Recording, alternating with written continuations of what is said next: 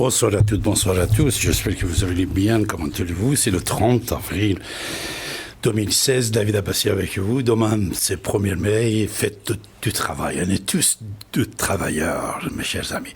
Mes chers amis, comme vous étiez déjà informés, ce soir, j'ai le plaisir de recevoir un monsieur que je l'aime depuis 30 ans. Voilà.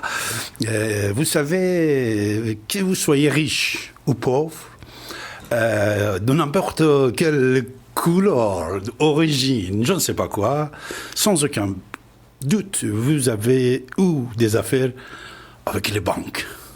Les banques, bien sûr, surtout, on dit aujourd'hui, hier, demain aussi, on va dire, ils ont un rôle assez important dans la société, dans la politique internationale, histoire de pétrodollar, et bien sûr, dans la vie quotidienne de chacun de nous, les banques.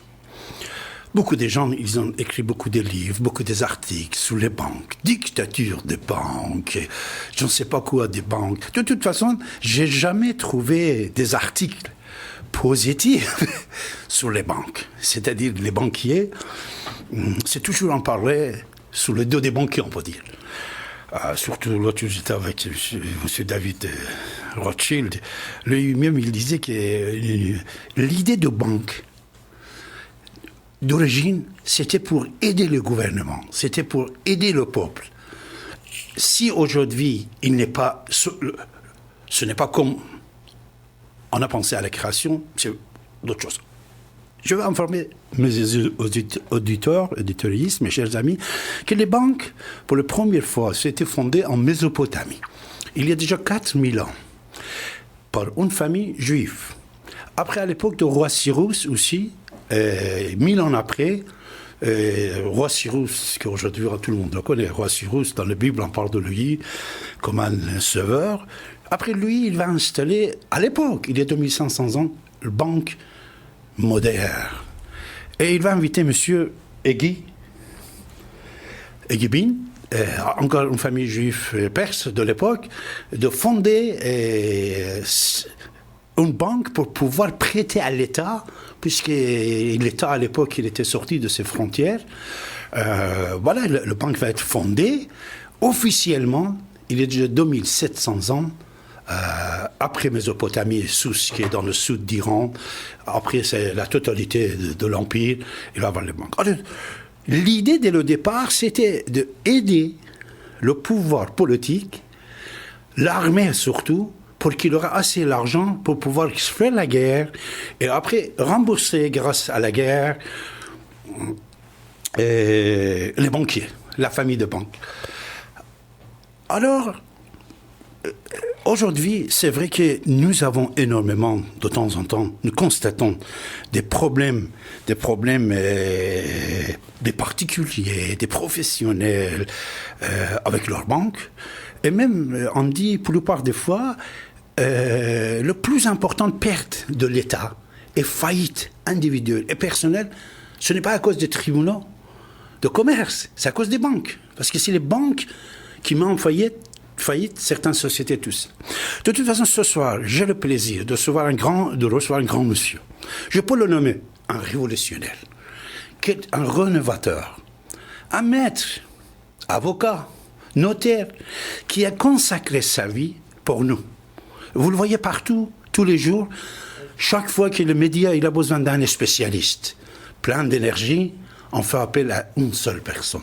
C'est monsieur Serge Maître. Serge Maître qui est vraiment un maître. Bonsoir mon cher ami. Bonsoir, vous me voyez plein de confusion, rouge, transpirant, parce que je suis d'une grande humilité devant la nature. On a l'argent et la nature, l'argent et le corps humain. Bon, l'argent n'est qu'un moyen comme tant d'autres, mais c'est vrai, dans votre portrait de l'argent, du commerce de l'argent, il est vrai que ce n'est pas d'aujourd'hui que le commerce de l'argent est important, puisqu'il y a des flux financiers qui étaient faits pour drainer, d'abord sans aucun doute aux biens privés, parce que les hommes comme échange et que dès lors qu'on ne fait pas de troc, il faut une monnaie qui va servir. Et quand on venait vous avez parlé des Mésopotamiens, disons de la culture du commerce sur des grandes distances, il faut des intermédiaires patentés dans lesquels on a confiance. D'où l'intervention des banques qui a, disons, on va dire, de ces formules de banques qui n'étaient des banques avant la lettre proprement dite. Et puis il y a eu aussi cette deuxième modalité qui a été de permettre aux États de financer. Nous nous souvenons de Louis XIV qui a fait embastiller, on ne disait pas embastiller, mais qui a quand même déchu son ministre des Finances, qui était devenu quasiment plus riche que lui et plus puissant surtout. Exact. Car on le sait, l'argent, c'est peut-être pas le nerf de la guerre, mais c'est sans aucun doute le nerf, disons, il y a Maurice Allais qui était prix Nobel économique français, trop méconnu, qui disait que finalement, l'argent, c'est à peu près ce qu'est le sang au corps humain. Ce sont des flux financiers indispensables. Maintenant, il faut les réguler et sans doute, quand vous avez dit il y a problème, c'est sur cette régulation, parce que lorsque nous avons des commerçants sans limite posée par la collectivité pour l'intérêt justement du plus grand nombre, eh bien on peut arriver à des dérapages. Et effectivement, aujourd'hui, nous sommes sans doute en 2016 à la jointure, parce que les banques, on en espère beaucoup, et elles ne peuvent plus faire autant qu'ils ne peuvent plus dans tous les cas, être consacrés par la capacité bancaire. Maintenant, il y a l'autre aspect, parce que ceux qui nous entendent le vivent toujours, là, de plus en plus, c'est qu'on a l'impression qu'ils nous prennent pour des moutons. Et là, c'est l'autre aspect extrêmement, je dirais, intoxicant dans la relation humaine, dans la relation économique, dans la relation commerciale, puisque ces derniers mois, nous l'avons vu, il y a des... Reprenez l'information de cette semaine. Il y a des intérêts négatifs. Oui, les banquiers, pour se préserver contre l'augmentation des taux, ont vendu à des clients, non point des taux fixes, en se disant demain, si je leur vends un prêt à taux fixe, demain, si les taux se relèvent, on va se retrouver quand même avec du moins gagné, si je puis dire. Ils n'auront pas perdu, mais pas assez gagné. Donc, on va faire des taux variables. C'est magnifique, on va prendre le rebord. En 2008, ça a été une catastrophe pour plein de ménages parce qu'ils ont vu leur dette augmenter puisque le Euribor s'était envolé. Maintenant, le Euribor, l'indice de référence, c'est pas très technique, c'est tout simple. L'indice de référence s'est cassé à figure. Il est tout bas pour différentes raisons que je n'exposerai pas parce que c'est de la technique, mais il est tout bas. Et là, voilà les banquiers qui, à une époque, se goinfraient sur le Euribor élevé, quand il est quand il est bas, ils refusent d'appliquer la loi. Or, si vous voulez, c'est le combat et c'est la FUB, quand vous en parliez, qui est né il y a 30 ans de cela. D'un côté, on a la loi de la jungle. C'est le sentiment qu'on en a. Maintenant, c'est pas partagé par tout le monde, c'est évident. Il ne faut pas être excessif. Il y a des degrés, ça dépend des établissements. Mais il y a une loi de la jungle. Et de l'autre côté, en face, il y a le droit de la République. Et qu'on ne me dise pas que c'est par prosélytisme, c'est-à-dire philosophique, je vous dis ça. Concrètement, cette loi de la jungle, elle se mesure. Prenez les arrêts de la Cour de cassation qui condamnent régulièrement des établissements bancaires. Si la Cour de cassation vient leur taper sur les doigts, sur les dates de valeur notamment, et je pense à HSBC qui en sait quelque chose, qui a été lourdement condamné, disons, par un arrêt qui fait jurisprudence. Je pense aussi sur les établissements mutualistes qui se veulent tellement probes et pourtant qui oublient de mettre d'intégrer dans le TEG les parts sociales. Systématiquement, pratiquement, vous voyez là, dans toute cette jurisprudence de la Cour de cassation, la preuve que ces parangons de vertu, c'est-à-dire ces modèles de vertu républicaine, ils usurpent leur image, ce n'est pas tout à fait exact. Et, mes chers amis, nous sommes avec M. Serge Maître, président de l'Association française des usagers des banques, FOP, président de FOP. Alors, cette association, comme vous venez d'attendre, elle est née en 1987 et il a fait énormément de choses. Il a changé beaucoup de règles, on peut dire. Et il est d'origine de beaucoup de lois en faveur des usagers des banques. C'est-à-dire, ce que vous avez fait, vraiment, M. Maître, dit chapeau, bravo. Alors, l'idée de créer cette association, comment vous êtes arrivé dès le départ? Je ne suis pas tout seul. Il y avait un autre Sans aucun doute, vous avez une équipe formidable, mais toujours c'est la tête. Non, mais c'est le cerveau. On est au moins deux à avoir eu la même expérience. On faisait des cours de droit bancaire. Et les premiers cours qu'on a fait, je me souviens de participants qui sont venus nous voir, mon camarade et moi, pour dire « Attendez, mais c'est pas vrai. Regardez ce qu'on vit. » Rappelons que c'est en 87, hein, il y a quand même, 87. il y a longtemps, il y a une trentaine d'années, ça a un peu évolué. Mais ce n'est pas vrai. Alors nous, braves juristes, car je suis un juriste, on a sorti arrêt de la Cour de cassation, argument d'autorité, argument de texte, et les personnes qui étaient là ont dit il faut faire quelque chose. Et justement, en vouloir faire quelque chose, on leur dit faites une association. Mais vous savez très bien que les associations se créent et meurent le surlendemain, donc on leur a dit il faut mettre de l'argent. Au moins ça rafraîchit tout le monde. Et vous allez mettre de l'argent pour louer ceci, cela. Il nous faut un fonds. Et ils étaient 13 ou 14, à mettre un an pour faire des statuts, car leur angoisse c'était effectivement qu'on soit balayé par une razzia d'employés de banque qui deviendraient membres de la FUB. Il n'y aurait plus d'AFUB. C'était comme ça, on peut avoir une parano. Moi, je ne l'ai pas partagé, mais j'ai laissé faire. Ils ont mis un an à faire des statuts et la FUB a commencé à naître. Et je vais vous dire notre surprise. C'est quand on a loué à l'époque un répondeur. On avait une ligne de téléphone, un répondeur. C'est rien, ça se louait.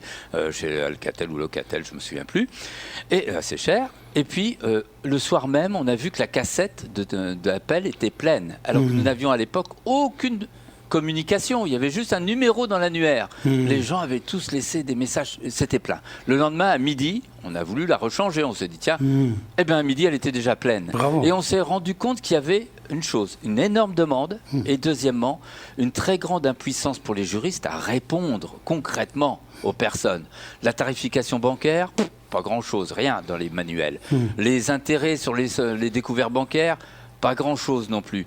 Et donc là, on a fait des études depuis la création de la Cour de cassation, on a fait des fondements, un substrat très solide en droit, et la FUB ne fait pas de prosélytisme, disais-je, on n'est pas là à dire à la banque « Oh, soyez gentil, c'est un pauvre ». Non, on prend la loi. Déjà, ça nous sert la loi, toute la loi, rien que la loi. Hein. Et là, pour savoir où est le bien et le mal, vous prenez la loi, c'est peut-être pas toujours le mieux. Mais quand vous avez dit, d'ailleurs, à cet égard, on n'est pas toujours satisfait de la loi, on a fait voter des lois. Et l'une, il y en a eu plusieurs. L'une d'elles a été d'obtenir, en 91, vous vous rendez compte, c'était pas vieux. On a obtenu que l'on puisse régulariser en un mois les chèques, alors que M. Bérégovoy prévoyait 15 jours. Mais il m'avait refusé, il a refusé à la FUB, une loi de prévention. Je lui avais dit, il était ministre de l'économie et des finances, je lui avais dit, il nous faudrait véritablement prévenir les gens avant qu'on leur rejette le chèque. Car vous savez très bien que la moitié des gens, quand on leur dit, hop, votre chèque est sans provision, ils ramènent tout de suite de l'argent pour sortir du guêpier. Eh bien, il avait refusé. Il a fallu attendre 2001 que nous intervenions enfin, qu'on persuade un brave homme qui était de la commission des finances pour qu'il passe l'amendement qui est passé sans problème. Comme quoi les banques doivent, nous l'avons rédigé, doivent vous prévenir avant. Et là, de la même manière sur les médiateurs, ce qu'on craignait, c'était que ça soit une sorte d'été noir, hein, parce qu'on sait très bien, les médiateurs, c'est parfois des renvoyeurs de balles, et ça fait, disons, un élément marketing pour les banques. Ah, on a un médiateur. Et on avait introduit deux choses. Le médiateur, il faut qu'il ait un délai pour rendre, et c'est nous qui... C'est 2 mois 2 mois. Et s'il ne respecte pas le délai? C'est très rare, le problème n'étant moins qu'ils ne respectent pas, mais plutôt qu'ils s'estiment compétents. Il y en a certains en matière de tarification qui vous disent « je ne suis pas compétent ». Dites, c'est bien du domaine de la médiation. C'est pour ça que l'Union européenne est intervenue et qu'il y a actuellement une directive qui va être en œuvre prochainement, en France notamment, mais dans tous les pays de l'Union européenne. Mais deuxièmement, on avait dit il faut que ça soit public. Il ne faut pas que le médiateur, ça soit les plus teigneux qui découvrent dans un document qu'ils disent un médiateur. On a fait voter que ça devait être dans le relevé de banque. Vous voyez, c'est des combats de tous les jours. Actuellement, vous allez me dire, mais qu'est-ce que vous faites aujourd'hui ? L'un des sujets qui nous préoccupe, c'est, il en est plusieurs, mais notamment 3. Il y en a un qui concerne les plus vulnérables, les plus démunis. C'est ceux qui, vous voyez, ils touchent le RSA ou les minima sociaux. Et voilà que pour une raison ou une autre, le banquier met la main sur le minima social parce qu'il considère qu'on lui doit de l'argent. Et ces gens-là n'ont plus rien pour becquer toute la fin de la semaine, du mois. Ce que l'État ne le fait pas. Et les impôts ne font pas. Voilà, ils vont devoir aller à la mairie pour demander des subsides qu'ils n'obtiendront peut-être pas. S'ils n'ont pas d'enfants, ils seront vraiment dans la plus grande détresse. Eh bien, on va faire que ce qui est insaisissable, quand c'est un huissier qui vient, il ne peut pas prendre votre minima social. Eh bien, que ça soit indisponible aussi à tout créancier. Parce que le minima social, c'est l'effort que fait la nation pour aider les plus humbles. Les Bravo. Plus ben voilà, ça fait plus de 15 ans qu'on essaye de faire passer, mais je pense qu'il va passer, là, notre texte. Ouf. On avait eu M. Eckert, qui est le secrétaire d'État, qui avait tenté de le faire passer, mais qui était hors jeu au niveau de la procédure législative. Ça va passer. Le deuxième, c'est les frais de tenue de compte. On sait très bien que la tarification est éminemment excessive. Vous avez la Banque Postale qui prend quasiment 4 € et quelques, mais les autres prennent généralement 30 € par an. Bah, ça colle pas. Entre 24 à 30 €. Il faut que la loi intervienne. Et le troisième, c'est un sujet qui ne concerne pas l'argent. Ah bon? Ben oui. Il y a des banques qui se permettent de nous demander jusqu'à la copie de notre avis d'imposition, bref, le fond de notre culotte, etc. Il y en a une très nationale qui est en train de faire toute une campagne en disant donnez-moi vos avis d'imposition, indiquez-moi si vous avez de l'argent dans d'autres établissements. Non mais ils prennent les gens pour qui? Alors, ils nous disent c'est la lutte contre le blanchiment, c'est la lutte contre l'argent du terrorisme, hein, que voulez-vous, à l'union sacrée. Là, c'est exagéré, les textes n'autorisent pas une telle inquisition. Et là, nous sommes en train de préparer effectivement la riposte. Bravo. Avec l'Internet, avec votre site Internet, votre cerveau, il est tellement riche vraiment, avec le numéro de téléphone que vous mettez à la disposition des gens, la bouquin, avec 3 € l'individu, il peut acheter votre bouquin et réfléchir comment régler ses problèmes avec ses crédits et tout ça. C'est-à-dire actuellement, avec la technologie aussi, vous avez bien tout, vous adaptez, et comme quoi une partie de réponse, vous le donnez automatiquement. Oui, là, soyons très concrets. La FUB n'est pas là pour mettre un obstacle financier entre la connaissance qui est nécessaire aux citoyens et ce citoyen. Concrètement, si c'est pour faire comme les banques dans une matière financière, on ne va pas faire ni pire, on peut faire que mieux. C'est pourquoi la FUB met à la disposition gratuitement des modèles de lettres. Et je peux vous dire, il y a à peu près chaque mois entre 70 000 personnes et 100 000 personnes qui vont sur le site Internet. Gratuitement, sans être adhérent. Les 2 tiers copient gratuitement. La gratuité est importante, c'est surtout... Vous voyez, c'est pas seulement une question de gratuité purement et simplement. C'est une question qu'on est déjà sous le joug de la finance. Et les personnes qui arrivent à la FUB saisissent la FUB comme on saisit la bouée de sauvetage. Et donc, si c'était pour leur dire « Ah non, la bouée de sauvetage, il va falloir mettre 1 € ou 2 €, ça serait vraiment leur retour. Ils n'y croiraient plus à pas grand-chose et encore moins. Donc, concrètement, il y a actuellement, on reçoit à peu près 150 mails par jour. On a une centaine, un peu plus de 100 lettres par jour. Mais ce qui est depuis 1 an une envolée, c'est le compte Facebook de la FUB qui diffuse une information pratiquement quotidienne, toutes les nouveautés, tout ce à quoi on doit être au courant. Et là, nous sommes un peu plus de on peut flirter en moyenne à 5000 personnes, sauf sur les frais de tenue de compte, là où nous avons compté 230 000 clics sur un modèle de lettres. Là, on avait battu, si je puis m'exprimer comme ça, un record. Mais c'est parce que les personnes, c'est pas les 2 € qu'on leur prend chaque mois qui les hérissent.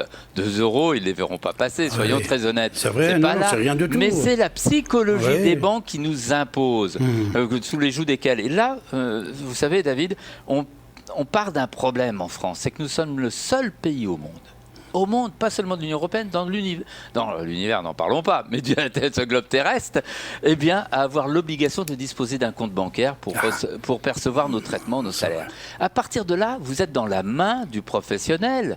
Et si vous n'êtes pas là, si les pouvoirs publics ne viennent pas vous, borner un peu les appétits du professionnel, vous risquez d'être, vous l'êtes d'ailleurs très souvent, en suggestion. Vous devenez un sujet, vous devenez le bœuf qu'on conduit plus ou moins à l'abattoir, en outon, en laissant assez de laine pour repousser, mais disons que nous sommes dans une situation très particulière. Et c'est pourquoi, par exemple, vous avez les pouvoirs publics aiment bien nous dire « Ah, mais il y a une clôture de compte, les banquiers ont le droit de clôturer parce que vous, clients, vous avez le droit de clôturer ». Mais ils oublient, ces pouvoirs publics, et je vise notamment Michel Sapin, que dans ce débat, on n'est pas du tout dans cette symétrie apparente, puisque nous sommes obligés d'être chez le banquier. Et donc, nous sommes dans une grande dépendance. Et il n'y a pas que les banquiers. Disons qu'il y a aussi, et nous sommes ici et maintenant, on peut le parler comme ça, dans l'économie de partage, dans l'économie solidaire. Elle devrait exister, elle n'existe pas. Prenez l'expérience à une époque à Toulouse de ces commerçants qui avaient fondé une cagnotte, comme une tontine si vous voulez, une cagnotte. Et grâce à leur financement, ils se portaient caution de jeunes entrepreneurs qui voulaient monter une boulangerie, qui voulaient monter une boucherie. Et ils faisaient l'analyse du sujet et après ils allaient voir la banque avec laquelle ils avaient passé un accord qui permettait un accès à un taux d'intérêt bonifié, c'est-à-dire meilleur qu'ailleurs, et plus facilement. Et puis ils se portaient caution de l'engagement. Mais voilà l'exemple typique de la mutualisation. On peut sans doute penser à un autre système que le système. Pensez aux Américains. Quand un chef d'entreprise américain a besoin de sous, je rêve pas que ça soit le paradis là-bas. Je ne vais pas dire ce que je ne vais pas dire. Hein. Non, mais quand il a besoin de sous, il ne va pas chez son banquier. Il va où ? Il va demander au marché, c'est un grand M, mais il va demander à la collectivité, aux gens autour de lui et plus au-delà. Il y a des ressorts, il y a des entreprises spécialisées là pour faire de l'intermédiation, c'est-à-dire pour le mettre en contact. Tandis que chez nous, quand un chef d'entreprise a besoin de sous, il va chez son banquier, puisque pratiquement 80% des besoins de l'économie sont financés par les banques. Alors qu'aux États-Unis, c'est quasiment 70% ne sont pas financés par les banques. Et nous sommes dans une suggestion. Donc, dans une dépendance, effectivement, on a, je dirais pas qu'on a notre part de responsabilité, puisque l'État nous conduit à ça. Mais il y a quand même à voir qu'on peut imaginer autre chose que c'est la situation que l'on subit aujourd'hui. Il y a à résister, la riposte, c'est ce qu'on organise, qu'on fait. Mais il y a aussi à penser plus fondamentalement. Moi, souvent, à la radio, j'ai des épargnants qui disent « J'ai perdu, vous vous rendez compte, mes SICAV, mes FCP, mon assurance vie, j'ai perdu 10, 20, ou j'ai pas touché les intérêts que je croyais devoir toucher. » Et récemment, la BNP vient de se faire quand même scotcher par un tribunal correctionnel à ce sujet. Mais c'est 180 millions, c'est ça ? Voilà. Mais nous avons là, regardons la réalité. Je dis souvent à ces braves gens, mais pourquoi vous ne prenez pas votre argent ? Vous avez un copain, vous avez un parent, vous avez un enfant, une fille, un fils qui est en train de monter une entreprise. Bien sûr que vous risquez. Il ne faut pas charrier. Vous allez risquer, mais peut-être pas tellement plus que lorsque vous mettez votre argent sur des produits d'épargne. Mais voilà, il y a une démarche de proximité, je dirais. Alors rêvons pas, ça. C'est pas les milliards d'euros que distribuent les banques qui vont être contre. Mais quand même, il y a chez nous, dans nos attitudes personnelles, à envisager une autre approche que celle qu'on vit le plus communément. Et après, on se plaint, le banquier, il m'a perdu des sous, j'ai pas gagné avec mon assurance vie. Attendez, il y avait peut-être aussi, au lieu d'y aller comme si c'était une machine automatique, il faut aussi s'impliquer. Et vous avez le financement participatif, que certains appellent crowdfunding, qui est une forme, mais là, je serais réservé parce que d'abord, on parle déjà de certaines supercheries, donc certains disent de scandale. Deuxièmement, c'est tout petit, il faudrait quand même pas se servir de quelques initiatives comme ça, comme le microcrédit d'entreprise, comme étant un substitut au système actuel, parce qu'il représente quelques centaines de millions, alors que les autres, c'est des centaines de milliards. Exact, bravo. Voilà. Nous sommes avec M. Serge Maître, président de l'Association française des usagers des banques de France, FOB, l'association FOB. Ce qui, vous le savez bien sûr, depuis 30 ans, il a fait énormément de choses en faveur du peuple, en faveur de la République, en faveur des gens, en faveur des consommateurs. C'est-à-dire beaucoup de lois s'étaient votées grâce à Serge Maître et son association. Et j'ai le plaisir, je suis tellement ravi de l'avoir ce soir ici et maintenant. Vous le connaissez, cette radio, monsieur Maître, comme vous venez de me dire. Depuis 30 ans. Radio, ici maintenant, vous le connaissez. Alors, actuellement, l'Europe, nous sommes 28 et les banques, c'est des banques internationales, bien sûr, également. Est-ce que FOB a pensé à élargir ses activités dans les communautés européennes, surtout comme vous venez de citer tout à l'heure, de faire voter certaines de vos idées révolutionnaires pour changer les règles encore dans les communautés européennes? Alors, la communauté européenne est sans doute le seul organe qui permet une protection véritablement des consommateurs en matière bancaire. Pensez, on doit beaucoup à l'Union européenne. Quoi? Eh bien, on lui doit déjà d'avoir pointé du doigt il y a quelques années, il n'y a pas très longtemps, 3-4 ans, Oui. les banques, les pays les plus chers pour les Exact. consommateurs. Alors les banquiers, la main sur le cœur, ça existe un cœur de banquier, mais quand même, la main sur le cœur, on se dit, mais non, c'est pas vrai. Attendez, il y a 3 pays qui sont les plus chers, c'est la France, l'Italie et l'Autriche. Alors, bon, qu'on prenne, c'est une comparaison, bien sûr, la carotte de tarifaire peut être discutée, c'est ce que faisaient les banquiers français, mais soyons concrets, voilà une comparaison qui vaut raison. Nous sommes parmi les plus chers. Deuxièmement, on doit à l'Union européenne toute une avancée, notamment, regardez, bientôt on parle de plus en plus de la mobilité bancaire, le pouvoir de changer de banque. On le doit à l'Union européenne, on ne le doit pas à nos règles nationales. On parle des règles du virement, du prélèvement. C'est pas, là aussi, ce sont des règles qui sont issues de l'Union européenne. Une ordonnance du 15 juillet 2009, c'est bien. Moi, il y a des choses qui m'énervent. Ah oui, ça m'arrive d'être énervé, mais il y a des choses qui m'énervent. Vous avez raison, parce que vous représentez plusieurs milliers. C'est vrai que vous avez plusieurs milliers d'adhérents, mais vous avez plusieurs millions de gens qui vous suivent, que vous travaillez pour eux. Bravo, vous avez tout à fait raison de l'énerver, monsieur Maire. Voilà, il faut aussi, il faut de la passion. Parfois, ça conduit à l'énervement. Et prenez, on a il y a 1 an et demi, à partir de 2014, plafonné les commissions d'intervention à 8 € par opération et 80 € dans le mois. On en entend ça, on se dit c'est pas mal. Attendez, regardez la méthode. Ça a consisté pour le gouvernement de demander aux banques quel était le prix moyen qu'elles prenaient.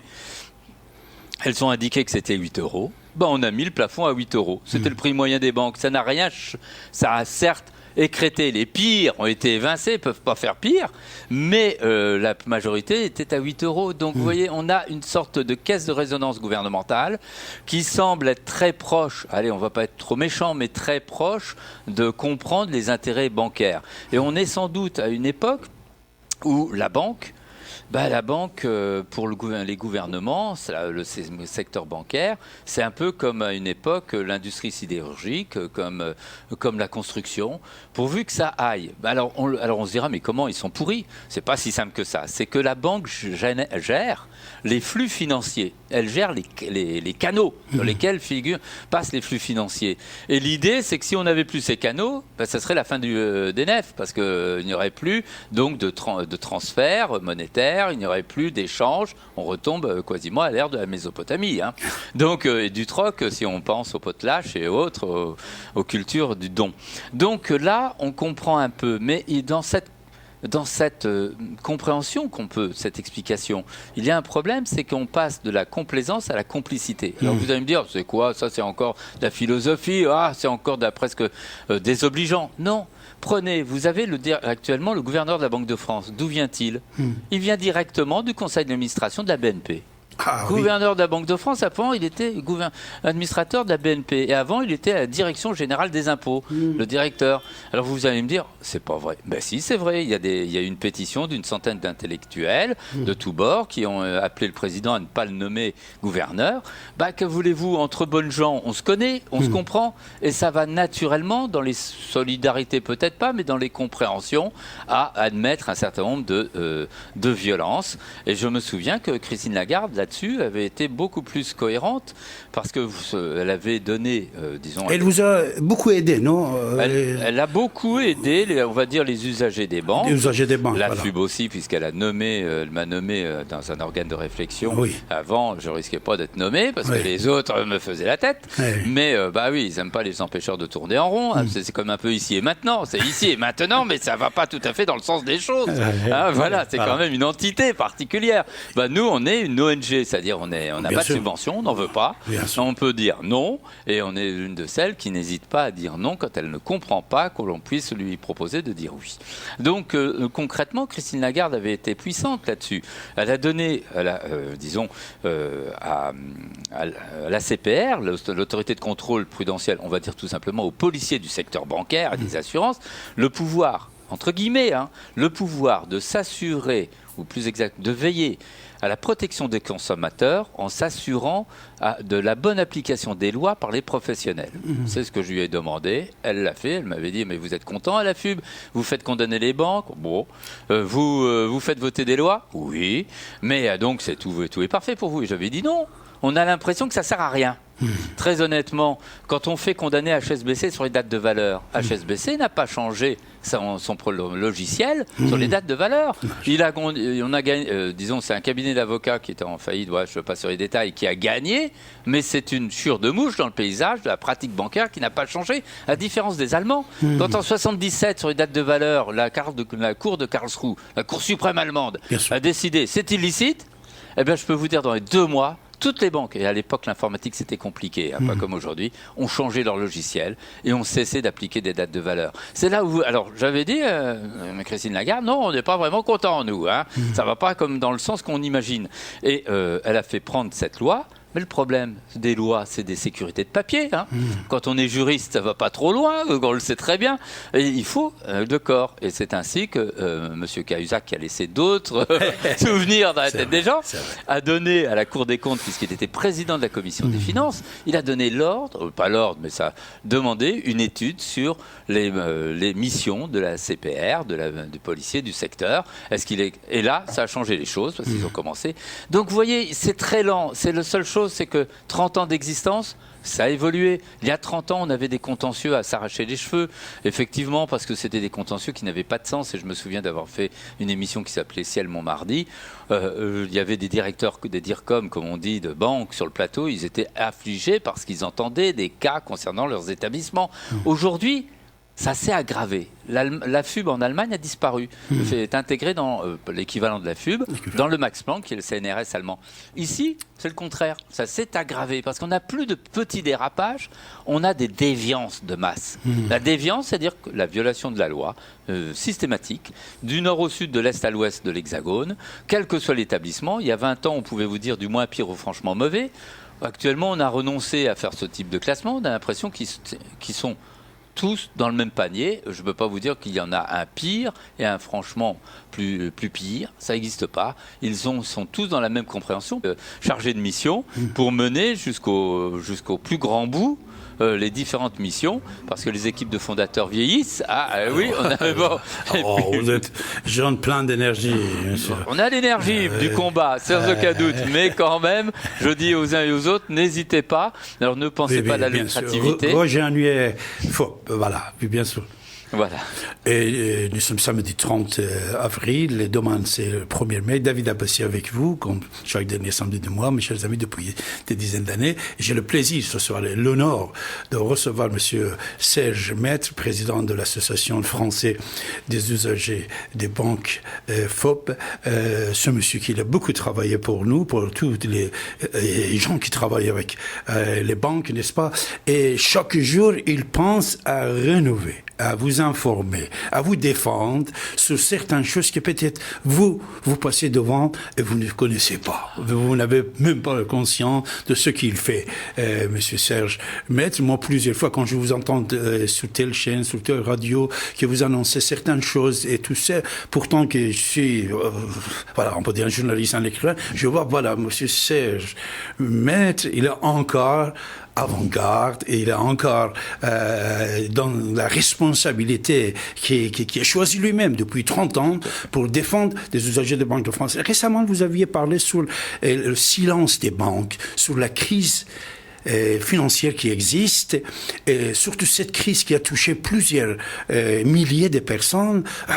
Vous savez mieux que moi, moins de 100 000 défaillances, qui soient des sociétés ou des personnes, seulement le premier trimestre de l'année 2016, moins de 100 000, c'est-à-dire moins de 100 000, ça fait environ 400-500 personnes, parce que même peut-être plus, 1 million, de temps en temps, certaines sociétés, ils ont des dizaines d'employés, des vingtaines, des centaines d'employés, c'est-à-dire quand la crise arrive, c'est plusieurs dizaines de milliers de gens qui ont touché, et sur beaucoup d'autres choses aussi, cette crise économique, qui bien sûr de temps en temps, comme vous venez de dire, vous avez cité certaines choses, c'est les banques vraiment qui, d'un côté, comme vous venez de dire, ils sont tellement agressifs, plus que l'État, c'est-à-dire les impôts, dès qu'il va faire des saisies, il respecte certaines règles, mais les banquiers qui prennent l'argent, que même pour l'autre jour, c'est très intéressant, quelqu'un m'a montré une feuille, un relevé de compte,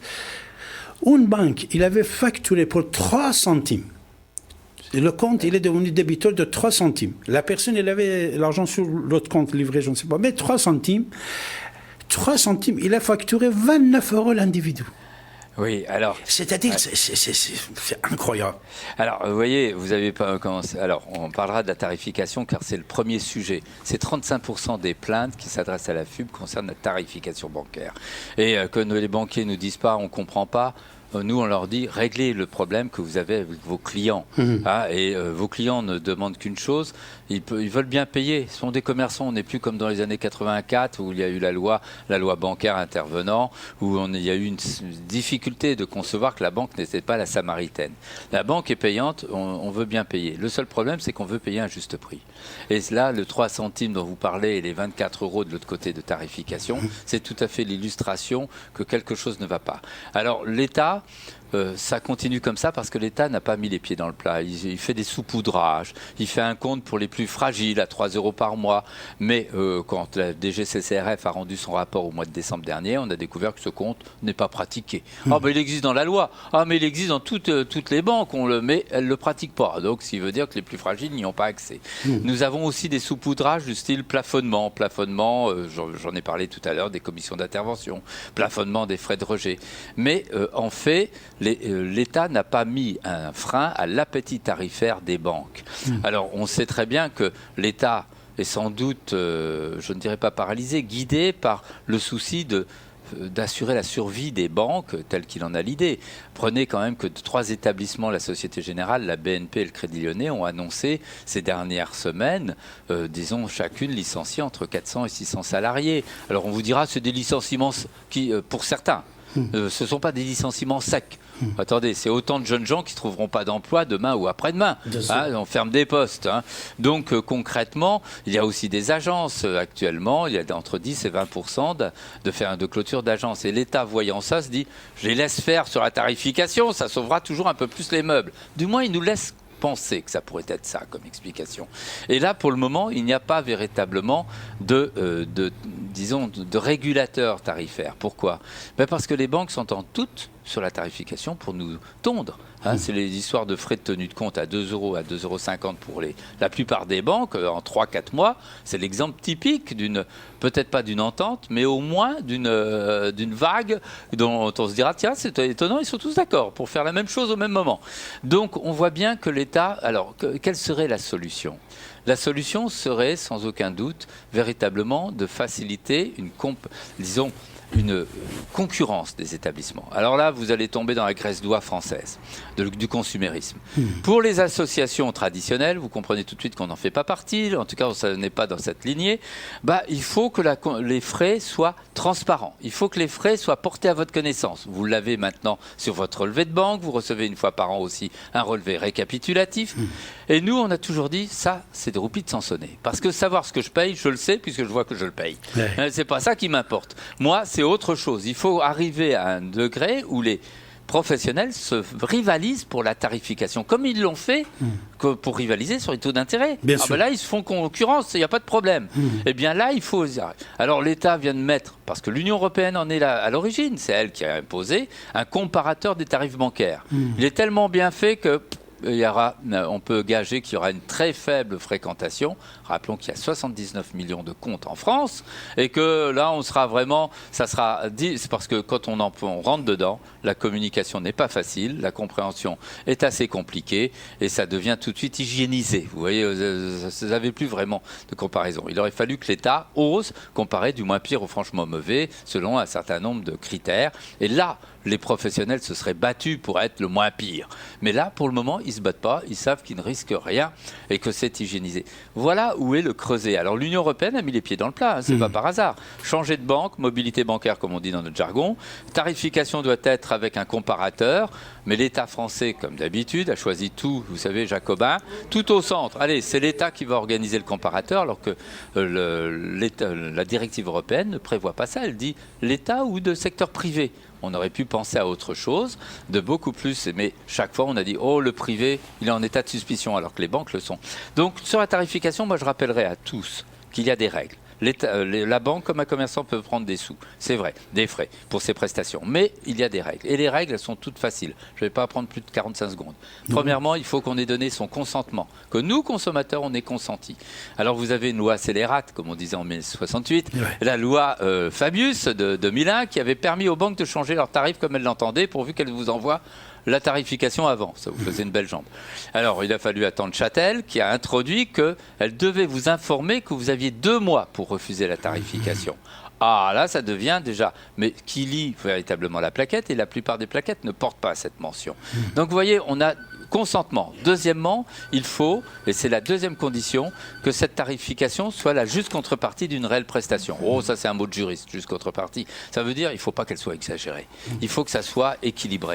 Et donc, dans ce cadre-là, eh bien, concrètement, on peut dire que c'est la deuxième condition, c'est l'article 1131 du Code civil. Et puis aussi, il y en a plein d'autres qui diront mais c'est déloyal. Et oui, et le Code civil permet de sanctionner la déloyauté. C'est quoi?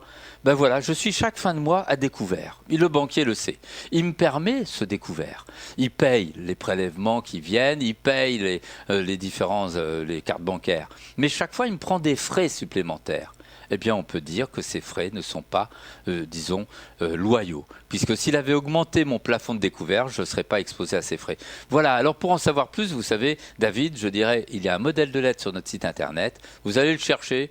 Il suffit de le lire et vous le mettez en forme, vous l'envoyez en lettre recommandée à votre directeur d'agence. Une chance sur 2, d'après les remontées d'expérience, pour se faire rembourser tout ou partie. Ben voilà.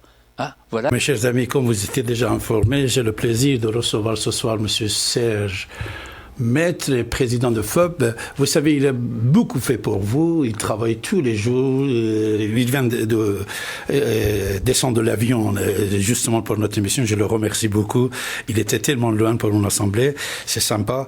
Et celui qui travaille pour vous, qui pense à vous et certaines choses que vous ne le savez pas, c'est lui qui est toujours prêt à vous défendre, les usagers des banques françaises et de banques de France. Alors, mon cher Serge Maître, de temps en temps, vous savez, comme vous connaissez bien la radio, nous faisons participer nos amis aussi. Ah, oui. Alors surtout que j'ai le plaisir de recevoir un avocat pour vous ce soir. Voilà, la première personne, c'est M. Hassan Felstein, c'est un avocat. Oui, vous êtes avocat, alors bonjour. Bonjour, M. Abbati. Bonjour. Bonjour. Nous sommes avec M. Serge Maître, on vous écoute, M. Felstein. Bonsoir. D'abord, je dois vous saluer pour votre émission et aussi Monsieur Serge Maître. Merci. Et donc pour tous les efforts de leur association.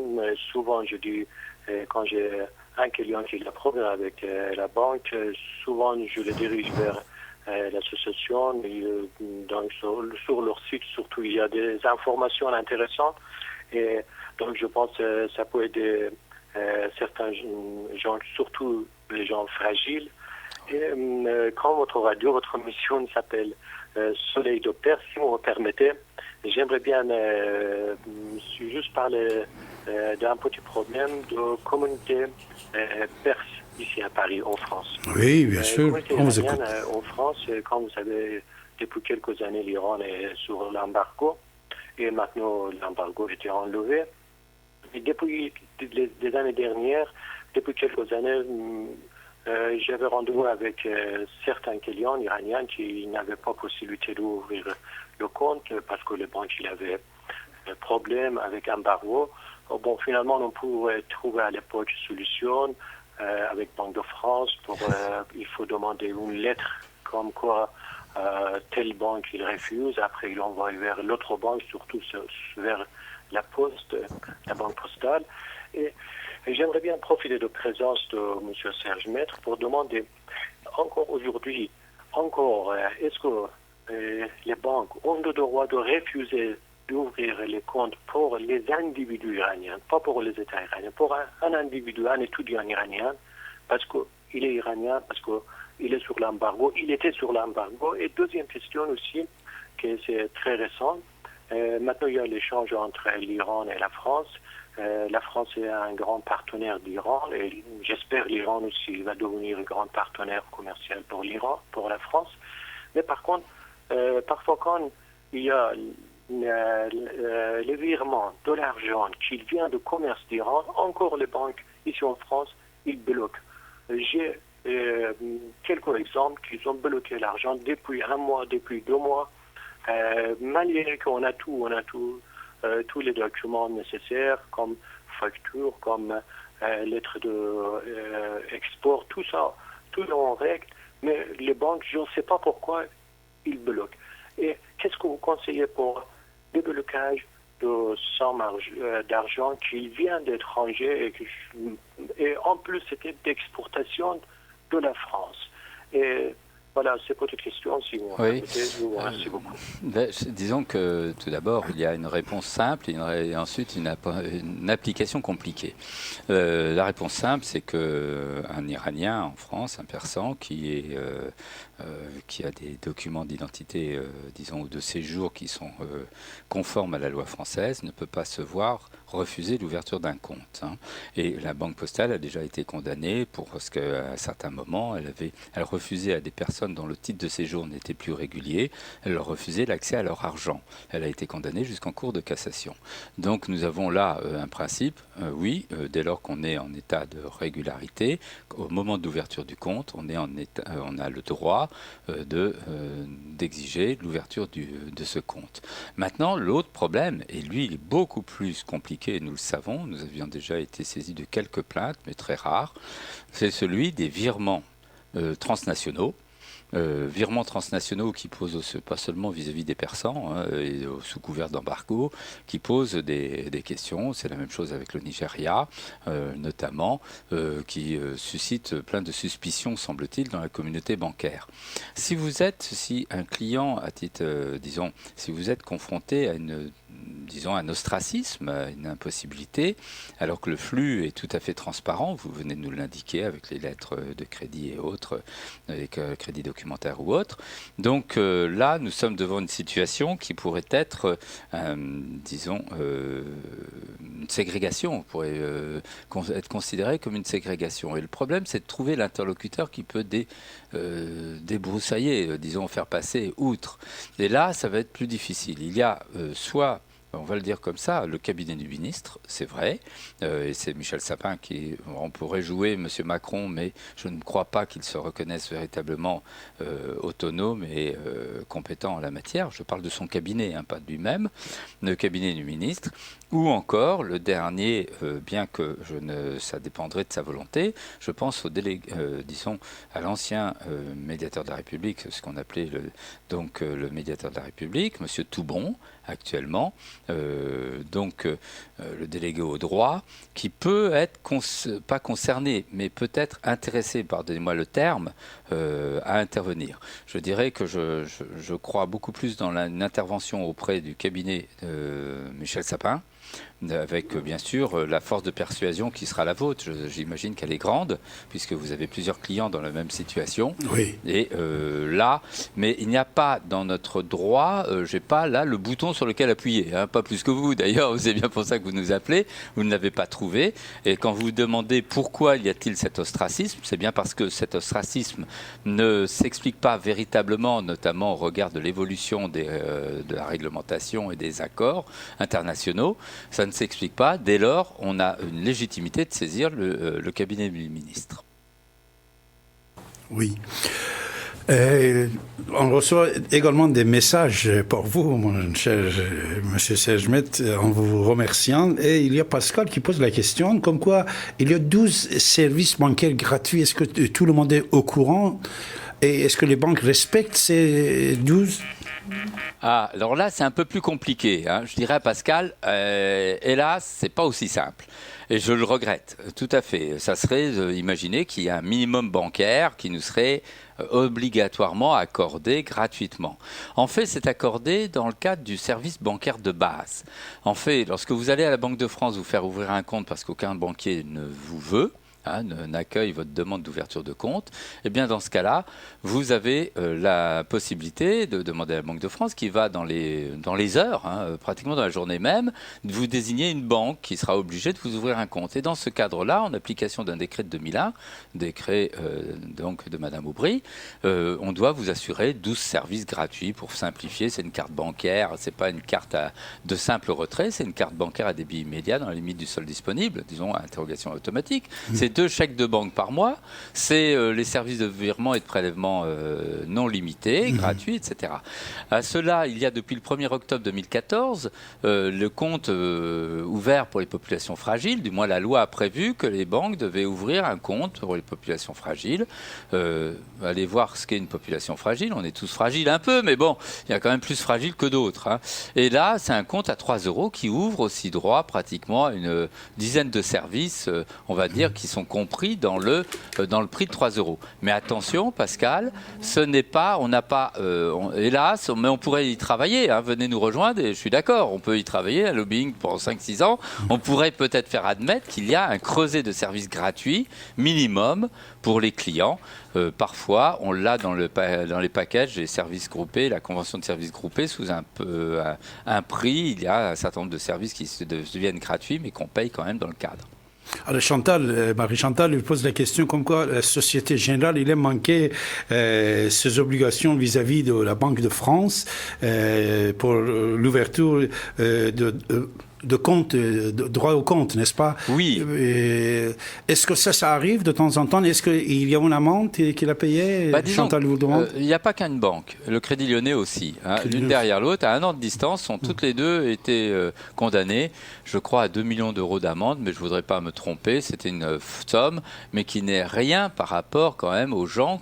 De quoi s'agissait-il? Ça monte, vous voyez, tout à l'heure, je parlais de déviance. Voilà des déviances. Vous avez des lois. On est des juristes, nous, à la FUB. Des lois qui ont été votées. Nous, on est pas des républicains, mais quand même... Et on a l'impression que c'est la loi de la jungle. Voilà une loi qui nous dit que lorsque je n'arrive pas, j'ai été jeté par un banquier, pour parler simple. Que ensuite, un autre banquier m'a refusé, je vais à la Banque de France. Et là, elle ordonnait au Crédit Lyonnais, à la Société Générale, d'ouvrir un compte à l'intéressé. Eh bien, ils n'ouvraient pas ou ils prenaient des frais, alors que le compte doit être gratuit. C'est ce que je viens de dire, les 12 services gratuits. Et là, malgré les coups de semonce, cette pratique a continué, ce qui fait que la CPR, le policier du secteur dont j'ai parlé tout à l'heure, est intervenu pour les rappeler à l'ordre, mais là, pas sympathiquement, avec une amende. Mais qu'est-ce qu'une amende de quelques millions même? Ce n'est pas dissuasif véritablement. Et deuxièmement, c'est souvent intervenu assez tardivement. Donc on peut dire très bien de nous rappeler cette réalité, qu'il ne faut pas se leurrer. Le droit, je vous ai dit, c'est une sécurité de papier. Trop souvent, alors moi, il faut le dire aux consommateurs, quand vous êtes victime de quelque chose comme ça, c'est comme les frais de tenue de compte, il faut relever la tête. Quand vous dites non et que l'établissement ignore votre refus de formaliser, il ne faut pas se dire « Ah, j'étais l'objet d'un mauvais conseil » ou « Ah, on m'a encore envoyé au casse-pipe ». Non, c'est que vous êtes face à quelqu'un qui est déviant, qui est un criminel, n'exagérons rien, mais qui est un délinquant, de la délinquance d'affaires, et il faut aller au-delà. Par exemple, sur les frais de tenue de compte, nous sommes en train d'organiser la riposte contre les 3 établissements dont j'ai parlé tout à l'heure. Mes chers amis, nous sommes avec M. Serge Maître, président de l'Association française des usagers des banques, FOB. Ce monsieur qui a travaillé pour vous depuis 30 ans et surtout le travail formidable. Oui, et puis il y a, si vous voulez, toute une logique de... vous voyez, le droit, tout le droit, rien que le droit. Et vous voyez au travers des exemples qu'on ne peut pas juste se contenter de dire tout le droit, rien que le droit, parce qu'on se rend compte que trop souvent, on a affaire à un partenaire social, je dirais un partenaire, parce qu'on peut l'appeler comme ça, le banquier, un co-contractant qui, lui, trop souvent, fait fi du droit. Et c'est là où ça ne va pas, où les pouvoirs publics montent, et ça veut dire un ministre, c'est pas par hasard, mais Michel Sapin, par exemple, pour le moment, se montre inerte, complaisant, et je dirais presque complice. Il oublie que nous sommes les pauvres gens là en dessous. Et on rappellera quand même qu'en France, c'est une situation qui n'existe pas dans les autres pays. Prenez, Michel Sapin, au mois d'octobre, a décidé qu'on ne pourrait plus payer en espèces au-delà de 1 000 €. Ouais, vraiment, Voilà. Alors on se dit que vous et moi, on ne paye pas traditionnellement 1 000 €, on ne les a pas. Ah, on va faire sans le simple. Ça ne nous concerne pas, mais c'est un droit fondamental de pouvoir payer. Alors on me dira, oh oui, mais c'est l'argent du terrorisme qu'il faut éviter, c'est la fraude fiscale. Attendez, vous avez 2 pays, le Royaume-Uni et l'Allemagne. Ils n'ont pas des règles limitatives comme ça. Et pourtant, ils ne passent pas pour être des paradis pour les terroristes, ils ne passent pas pour être des paradis pour les fraudeurs. Donc, nous sommes toujours dans un système très répressif. Et sans doute, ce côté répressif, qui n'est pas dictatorial, mais qui pourrait nous faire penser un peu à l'aspect régalien, eh bien, cet aspect répressif intoxique notre quotidien sans véritablement nous protéger. Et c'est là où ça pose problème. Nous sommes le samedi. 30 avril, dans 5 minutes, ça va être le 1er avril. David Abbassi avec vous, avec M. Serge Met. Blanchissement de l'argent, les banques, sous prétexte comme quoi... blanchissement de l'argent, il parle de plusieurs milliards de dollars que les banques françaises étaient obligées de payer des amendes. Merci Patrick pour cette question. Ou peut-être c'était celle de Chantal. Et c'est peut-être Marie-Chantal il dit, plusieurs milliards de dollars, ils ont payé des amendes aux Américains, certaines banques françaises, sans passer devant la justice. Et pourquoi ? Pour blanchissement de l'argent terroriste et des pays reconnus terroristes par la communauté européenne, comme l'Iran, comme Soudan, et comme d'autres. Et de l'autre côté, il dit 1 000 € plus, vous ne pouvez pas le mettre. Vous savez, 12 milliards, c'est vrai, c'est 12 milliards de dollars, ils ont payé des amendes, monsieur Serge Met. Tout à fait, c'est la BNP, essentiellement. Hein, la BNP, dont le membre du conseil d'administration était l'ancien directeur général des impôts. Tiens, dame, on se dirait, ça se tient à la main, tous ces gens-là. Et qui devient, comme je l'ai dit tout à l'heure, qui est devenu le gouverneur de la Banque de France. En fait, si vous voulez, j'ai dit tout à l'heure, ça m'énerve, et voilà un deuxième sujet qui m'énerve. Je vais vous dire pourquoi, c'est tout simple. Vous aviez en 2013-2014 un rapport du Sénat là-dessus. Et 600 pages, plus de 600 pages, avec des annexes de 500 pages, qui démontrent, qui a auditionné tous les dirigeants des banques, qui expliquait qu'ils faisaient de l'optimalisation fiscale. Vous et moi, on ne sait pas ce que ça veut dire. Il faut déjà payer pas mal d'impôts pour faire de l'optimalisation. Ils proposaient à leurs clients d'aller dans les paradis offshore. Alors ça reste très théorique, ça ne l'est pas du tout. Première banque à être présente dans les paradis offshore par ses filiales, c'est la BNP. Deuxième banque, c'est la Société Générale, qui vient d'être piquée parce qu'elle passait par un cabinet de juristes qui s'est fait fouetter. Mais la BNP, on attend la fuite, peut-être que ça viendra. Et vous me direz, mais quel est le moins pire ? C'était la Banque Postale. Elle avait 3 représentations dans les paradis offshore. Hein. 3 seulement. 3, alors mais que... Société Générale, c'est 975. Alors ça, c'est les sociétés qu'elle a créées à partir de ses propres filiales pour des clients. Mais la BNP était à 160 filiales qui servent à faire des petits. Et la Société Générale devait être à 70. La troisième, ça devait être le Crédit Agricole. Vous voyez, la sainteté n'existe même pas dans les réseaux, même s'ils sont mutualistes. Donc concrètement, c'est un sujet qui est énervant. Pourquoi ? Parce que voilà, on se sent impuissant. Les sénateurs ont planché. Ils ont auditionné tout le monde. Ils ont décortiqué. Ils ont proposé des solutions. C'est devenu rien du tout. C'est resté dans une étagère. Sans doute le ministre a dû dire oh, c'est très bien, et personne n'en a eu. Et c'est ça qui est énervant, c'est de l'impuissance, disons de tout ce qui s'appelle la démocratie. La loi fait partie de la démocratie puisqu'elle dit où est le bien et le mal. Et là, les sénateurs ou les députés nous disent, nous font des rapports qui demandent beaucoup d'argent, beaucoup de mutualisation d'énergie, de monopolisation d'énergie, et ça n'a rien donné. Et notre ami qui dit attendez, je comprends pas, d'un côté on nous bloque. Pourtant, pour 8 000 ou encore mes courants d'affaires vis-à-vis de l'Iran aujourd'hui sont bloqués comme si on n'avait pas eu d'accord international. Et de l'autre côté, on est en train de faire n'importe quoi. Apparemment, on se permet à peu près tout. Voilà ce qui est en cause. C'est, on dirait, de 2 pierres, 2 coups différents totalement. Et c'est l'inégalité. Et récemment encore, on le voit bien. Vous avez une banque qui a été condamnée. Disons qu'elle a fait pratiquement, je ne sais plus, pas loin de 2 milliards de profits, elle a eu 180 millions d'amendes. Qu'est-ce que vous voulez ? Et c'est en France que ça s'est passé. Alors on dit, une amende si importante. Mais par rapport au profit qu'elle a tiré de la violation de la loi, cette banque s'en tire très bien. Voilà le problème. Un autre avocat qui est tellement fâché, comme vous venez de dire, il dit alors c'est qui paye plusieurs milliards de dollars des amendes, parce qu'il dit, récemment vous avez dit que BNP, son bénéfice c'était quelques millions d'euros, mais de l'autre côté, il a payé plusieurs milliards de dollars des amendes. C'est différent. Alors, il vous demande, Franck, qui paye? Et ce n'est pas les banques. Alors, il a tout à fait raison. C'est le petit et grand frais facturés. Eh ben voilà, il a tout à fait raison. Souvenez-vous, on avait parlé de séparer les activités bancaires. Ça devait être séparé parce que les activités de banque de financement, de la banque de dépôt, la banque du coin de la rue, qu'on a. Et finalement, la montagne a accouché d'une souris. Il n'y a pas eu de séparation véritablement. Vous connaissez les Français comme ils sont très forts. Notre hexagone est très fort. Les étrangers nous plaisantent souvent sous cette capacité d'allumer et d'éteindre en même temps. Donc là, il est évident que ça nous laisserait penser que finalement, la banque de détail, c'est la vache à lait de la banque, puisque toutes ces activités sont confondues. C'est la vache à lait de la banque.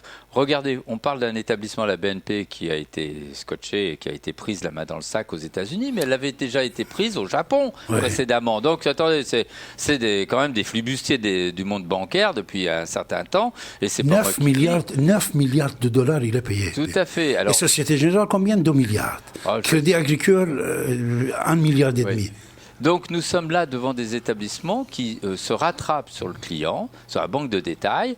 Et d'ailleurs, on se dira que pour le Crédit Agricole, c'est même vraiment les pouvoirs publics ne réagissent pas et c'est les condamner. Pourquoi ? Pas parce que le Crédit Agricole, souvenez-vous, la publicité qui disait « Votre argent dans notre caisse régionale, votre argent reste chez nous et est utilisé chez nous ». C'est pas vrai. On le sait très bien que les caisses régionales viennent à financer la caisse nationale, le Crédit Agricole et ça, et que dans ce cadre-là, c'est celle-ci qui fait des mouvements de capitaux qui sont ensuite condamnés éventuellement par des États. Donc concrètement, il est évident que c'est la banque de détail, en tout cas ça nous laisse penser qu'une grande partie de la banque de détail, c'est-à-dire celle du coin de la rue, celle dont on est client, vient à contribuer à étancher les pertes qu'elle fait par ailleurs.